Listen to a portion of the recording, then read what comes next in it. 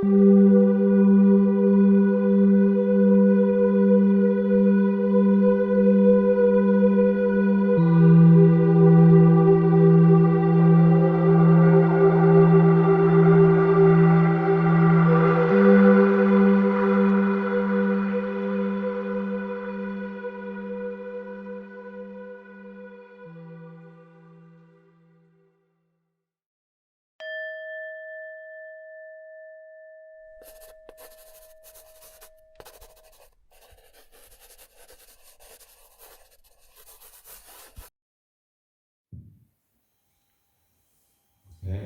so here we are already, the farewell talk. Since then we just sat down. But such is the nature of a weekend retreat. Hopefully the last 2 days, day and a half, so there were moments of peace and stillness, moments of emptiness and joy that you can reflect on as you leave the monastery. Though you're back to your busy lifestyle, your responsibilities, jobs, and families, hopefully you carry this moments of peace back with you. Reflect on it, remember it, focus on it from time to time. So I encourage you, encourage the mind to know where peace is, true happiness is. It's not the doing, the moving, the managing, the planning. It is in the other direction, the acceptance, the simplicity, the stillness, the non-moving of the mind.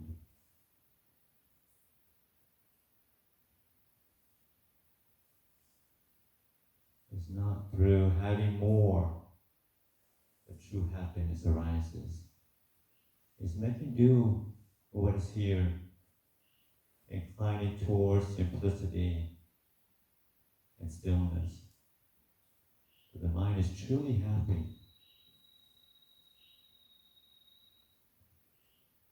So even though it's a very short time we have with each other, hope it's a taste of peace that hopefully will keep you coming back to the stillness, coming back to simplicity, coming back to the silence of the mind. And that can be had anywhere. Yes, it's encouraged to come to a quiet place, meditation center or monastery, to recharge your practice.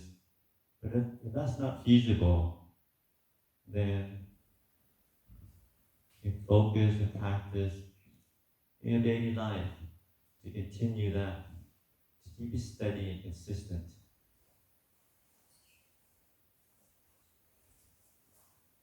And then when you do come back to the monastery, you find that the practice is more imbued with power, with stillness. You don't have to start from square one again, as long as you maintain a steady practice in daily life.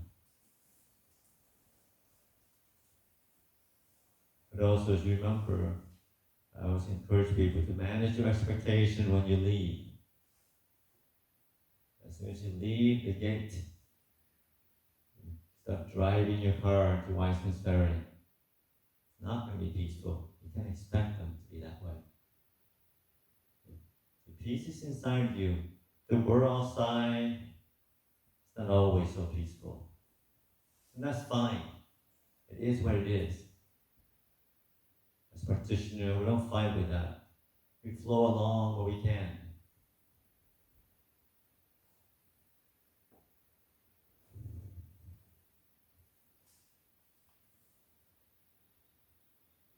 So not to expect the daily life to be any more than, other than it is. It is what it is. It is through acceptance that the mind becomes more still. Not through fighting with things, only create tensions. They're not wanting, last night. Trying to pushing things away creates this also tension and stress. So you have a full life, it's stressful job, long hours. Yeah. So it is through acceptance. Through making the best of the situation, the peace happens. So I encourage you to also, to manage your expectation that way. And when all else fails, when you're frustrated, stressed out, losing your mind, not getting what you want, there's always something you can do. You can lower your expectation. Happiness is not a right. Peace and stillness is not your birthright. The world is what it is. But making peace with the situation is something you can always do. Always incline towards acceptance, towards forgiveness, towards generosity, and peace and harmony. Do not allow other people's defilements to be an excuse for you to act out of vengeance, act out of pettiness, or judging. Always look at it as it's an opportunity to be more kind, more gentle, when people aren't being kind and gentle to you. You use the life of the Buddha, the life of the enlightened ones, enlightened monks and nuns, as your guide, as your example, as your inspiration.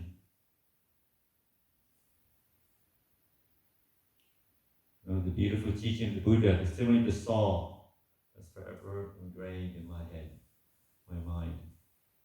And so it should be yours. Remember, those who don't know it, one of the teachings the Buddha gave in terms of kindness and acceptance is that if bandits bound you to a stake tree and starts to saw you from limb to limb, he said, if you even give into anger or vengefulness, you're not practicing the way of the Buddha. He said, as they're sawing you from limb to limb, as you're bleeding, feeling extremely painful, you focus the mind on loving kindness. And starting with the bandit, you wish them as much well-being as they can. May your hands not get blistered when you're sawing me through my limbs. May you experience much peace and stillness. May the bad karma of this will not hit you until next lifetime.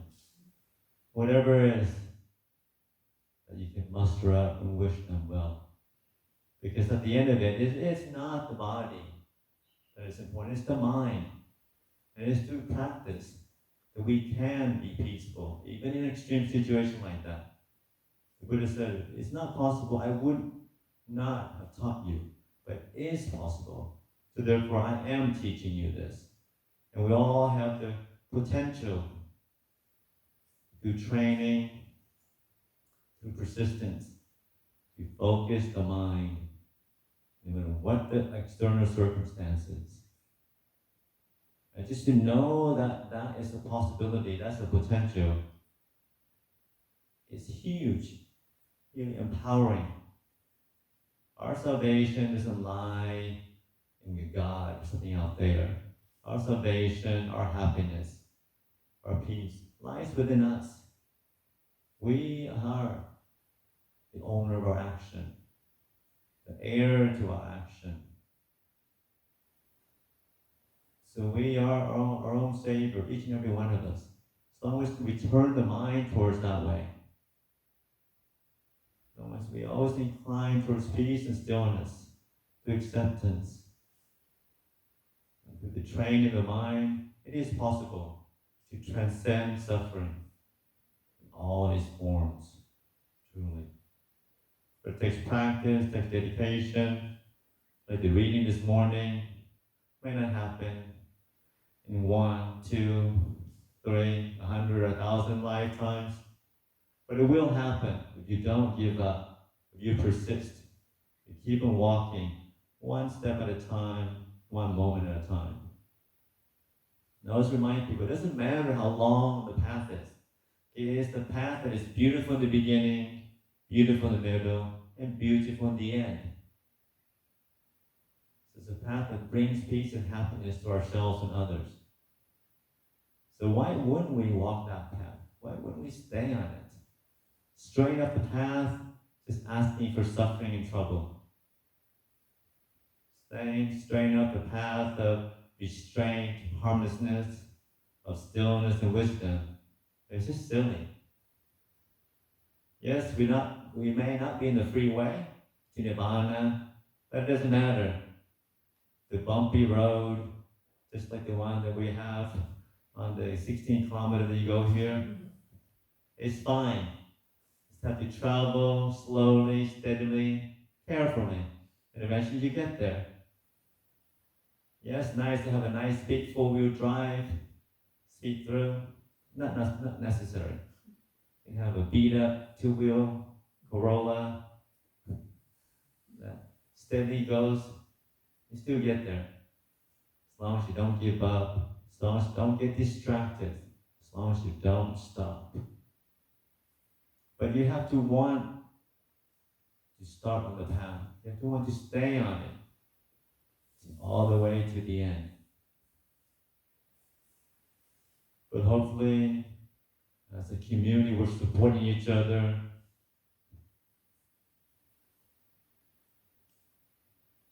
Encouraging each other in different ways. So our farewell talk is that, yes, don't stay off the path and keep on walking. And the final triumph will be yours, surely. I offer that for your reflection today.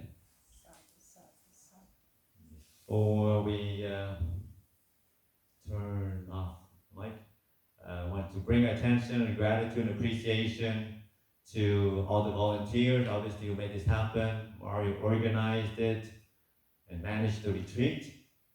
Thank you to Mari. And also Megan, who is the silent one in the back, make sure everything's working quietly, securely, everything is lining up. So thank you, Megan. And all the cooks in the kitchen working hard right now to turn out beautiful meals. Yes, much appreciation to them. And everybody else, all your chores that you've done quietly, no one's noticing, the clean toilets, the beautifully raked path, the garden, all the little things that come together to make a monastery, to offer us a service for people to come. And not to take it lightly, it's a beautiful, beautiful, and a great field of merit to maintain and sustain a place of peace and stillness for people to come and practice. Obviously, out of gratitude for the people who previously been here, so I also want to call to mind the founding father, Kanti Palo, the founding mother, Ayakema, who started this place, and all the committee members and volunteers. The last 40 years, they also came and contribute in different ways to maintain this monastery as it is today. And hopefully we're doing our bit to allow the center to be a source of peace and inspiration for many, many years to come. So with that, I turn over to Mari. Let's have a few words.